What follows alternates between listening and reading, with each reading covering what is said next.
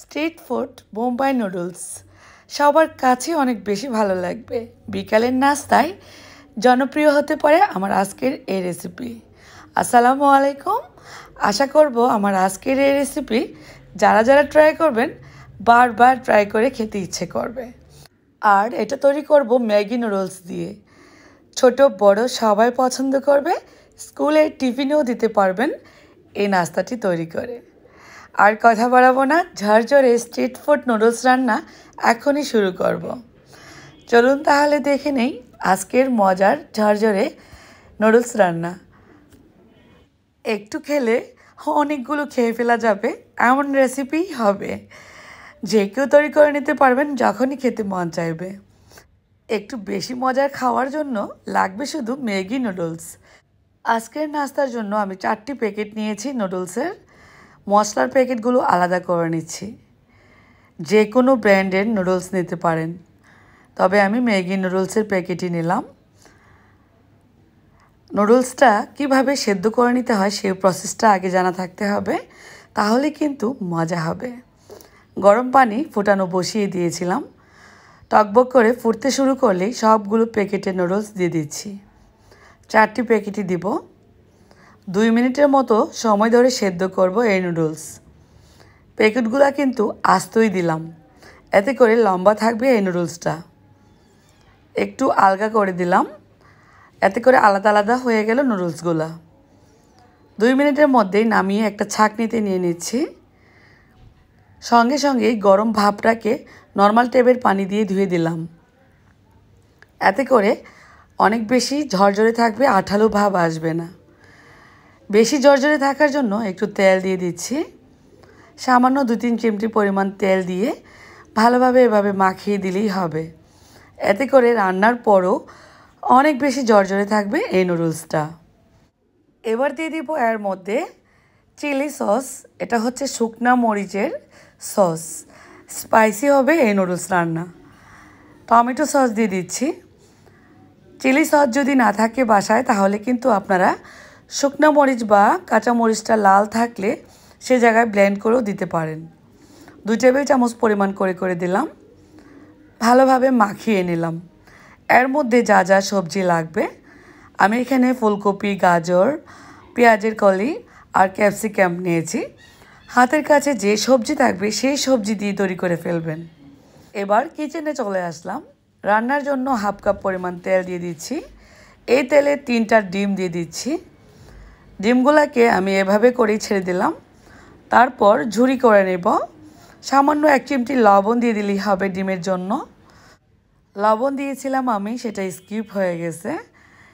ঝুরি ঝুরি হয়ে গেলে এবার নামিয়ে নেব। তেলটাকে ভালোভাবে ছাঁকনি চামচের সাহায্যে ছেঁকে নামিয়ে নিচ্ছি। এভাবে করে ডিমটা যদি ভাজা হয় তাহলে সফট থাকবে। এই তেলেই রসুন কুচি দিয়ে দিচ্ছি। 2-3টা কোয়া। 1 ইঞ্চি পরিমাণ দিব আদা কুচি। রসুনের সুন্দর ফ্লেভার বের হতে শুরু করেছে। এবার দিয়ে দিব এর মধ্যে পেঁয়াজ কুচি। আদা রসুনটা একটু ভেজে নিলাম। সুন্দর ফ্লেভারের জন্য এভাবে করেই ভেজে নিতে হবে। পেঁয়াজটাকেও ব্রাউন কালার করে ভেজে নেব। এবার একে একে শক্ত সবজিগুলো দিয়ে দিচ্ছি। প্রথমে গাজর সবজিটা দিব। পেঁয়াজের সাথে একটু ভাজবো। গাজর সবজিটা একটু নরম হয়ে যাবে। 30 সেকেন্ডের মতো ভাজার পর দিয়ে দিচ্ছি নরম সবজিগুলো। ফুলকপি, 3 ধরনের ক্যাপসিকাম নিয়েছি, হলুদ, লাল, সবুজ। পেঁয়াজের পাতাটা পরেই দিব, যেহেতু একদমই নরম সবজি ওটা। 1 মিনিটের মতো হাই আঁচে ভাজবো। চুলার হিট হাই রাখবেন, তাহলে সবজির কালারটা সুন্দর থাকবে। লবণ দিয়ে দিলাম সবজির জন্য। এবার পেঁয়াজের পাতাগুলো দিয়ে দিচ্ছি। 3-4টা কাঁচামরিচ কুচি দিব।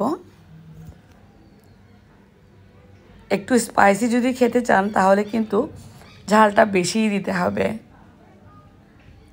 এবার আমি প্যাকেটের মশলাগুলো দিয়ে দিচ্ছি। সবগুলো মশলা একত্রে নিয়ে নিলাম। 4টা প্যাকেটে যা পরিমাণ মশলা হয়েছে সবগুলো দিয়ে দিলাম। এবার দিয়ে দিব নুডলস। এখন জাস্ট ভালোভাবে একটু মিলিয়ে নেব সবজির সঙ্গে। চুলার হিট থাকবে এ পর্যায়ে হাই হিটে।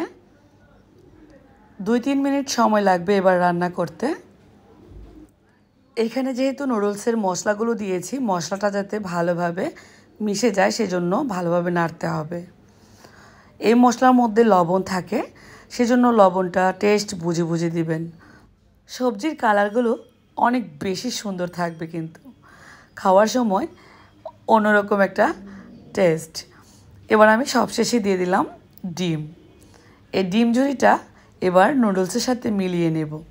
এবার যতই নাড়াচাড়া করেন না কেন নুডলস কিন্তু ঝরঝরে থাকবে। লক্ষ্য করলেই বুঝতে পারবেন একদমই ঝরঝরে। চুলার হিটও আছে হাই হিটে। অনবরত নাড়তে হবে, না হয় নিচ থেকে লেগে যাওয়ার চান্স থাকতে পারে। এবার আমি চুলা অফ করে দিব। মিলানো হয়ে গেল। কতটা ঝরঝরে হয়েছে, এই যে এটা সারা দিন থাকবে এমন ঝরঝরে। শুধু নুডলসটা সেদ্ধ করার প্রসেসটা জানা থাকলেই কিন্তু সবসময় ম্যাগি নুডলসটা আপনারা এভাবে রান্না করতে পারবেন। যারা যারা নতুন নতুন রাঁধুনি আপুরা আছেন তাদের জন্য অনেক হেল্পফুল হবে আমার আজকের এই রেসিপি। সার্ভ করে নিচ্ছি। পরিবেশনের পালা। 4টা প্যাকেটে 4 জন খেতে পারবে সেই অনুপাতেই হয়েছে। সবজিটা কামড়ে পড়লেই অন্যরকম টেস্ট, কারণ সবজিটা কিন্তু অত ভাজা হয়নি, কালারটাও সুন্দর আছে। উপর থেকে একটু সাজিয়ে দিচ্ছি।